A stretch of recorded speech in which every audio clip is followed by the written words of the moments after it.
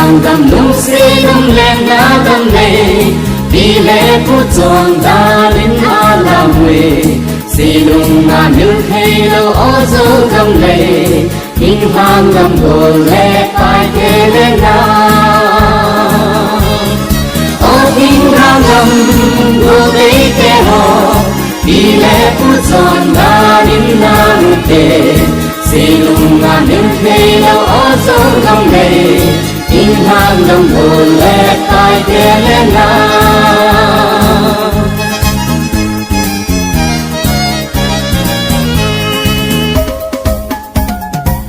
sẽ cùng kinh hàng đầm đồ đấy kê họ đã có chim đầu kinh xì lung ngàn lệ xì lung ngàn nước hay lâu ó dấu đầm này kinh hàng đầm đồ lệ phải kê lên na ó kinh hàng đầm đồ đấy kê họ đi lệ của tròn ta đến na một kê xì lung ngàn nước hay lâu ó dấu đầm này kinh hàng đầm đồ lệ phải kê lên na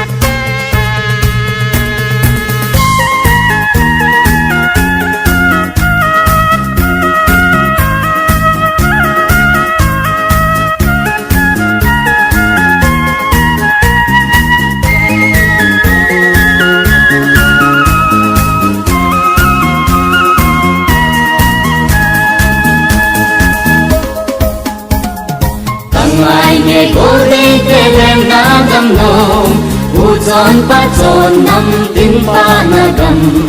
xì lung ngàn nước hay lâu ó dấu đầm này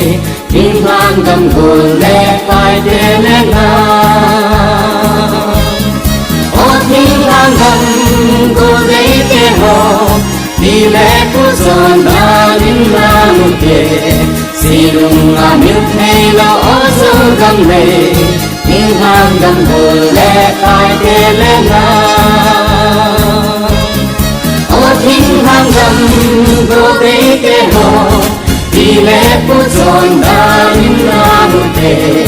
xì lung ngàn nước hay lâu ó dấu đầm này kinh hàng đầm đồ lệ phải kê lên na kinh hàng đầm đồ lệ phải kê lên na